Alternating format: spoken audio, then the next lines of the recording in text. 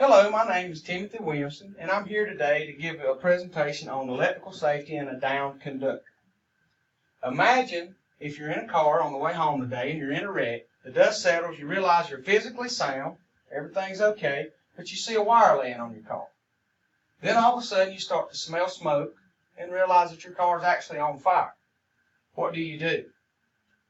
Is it safe to get out? Is that a power line? Is it still energized? What do you do?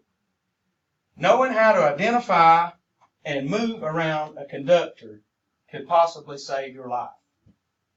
So today I'd like to talk about three main points. Number one, what is a conductor? What does it do?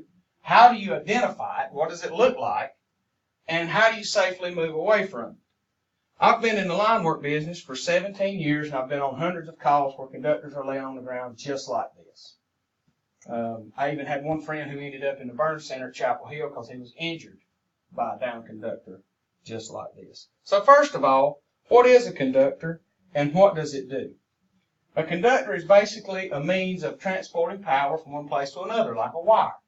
But a conductor can also be anything, including your body, if it's put into the wrong place. Imagine a water pipe. Water flows through it, goes into your home and travels, and you use it in various areas. A conductor is the same way, only it is carrying electrons. So we realize that with that kind of flow, 7,200 volts, it's not something we want to traveling through our bodies, so we don't want to become a conductor. I brought some samples. You guys can pass them down and look at them. This is the three main types of wire used in the United States.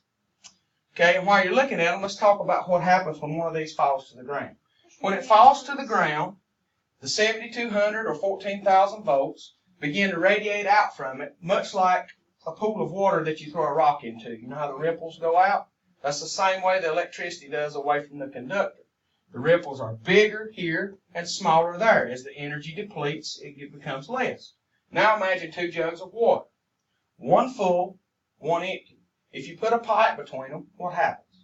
The full one goes down, the empty one comes up, and they equalize. The water between the two jugs becomes level or equal. Electricity seeks to do the same thing. The ripples radiating out from the conductor want to be equal. So if you step in one zone here, high voltage, and then your next foot lands out here where the voltage or the ripples are lower, the electricity uses your body as the conductor. It travels through as it attempts to equalize. This is what hurts you. This is what electrocutes you. So to avoid that, I recommend two methods. The first is called the bunny hop.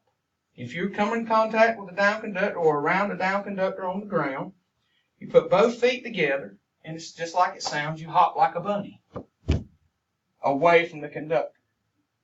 The reason you do this is remember the ripples coming out. This keeps you in one ripple or one zone of electricity at a time instead of becoming a conductor to equalize it. You're in one zone.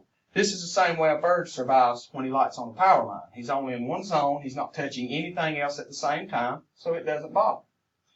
You would use this to get off of equipment or things like that. You could be in a car, playground equipment, whatever. A line falls on it. When you clear yourself, you jump and land with both feet together.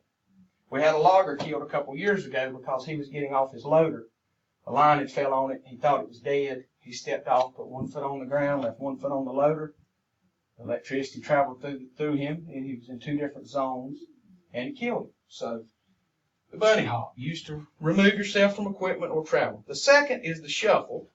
Put your feet together, and you shuffle them just like this. You just slide them on the floor.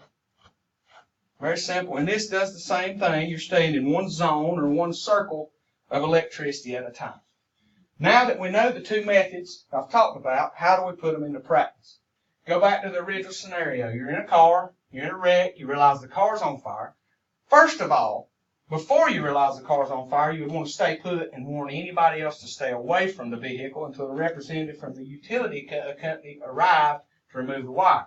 But when the situation changes and the car becomes on fire or unsafe in some other way, you must remove yourself. First, you pick your plan of escape away from the conductor. Pick a door or a window that's away from the wire, right? We don't want to get out on it.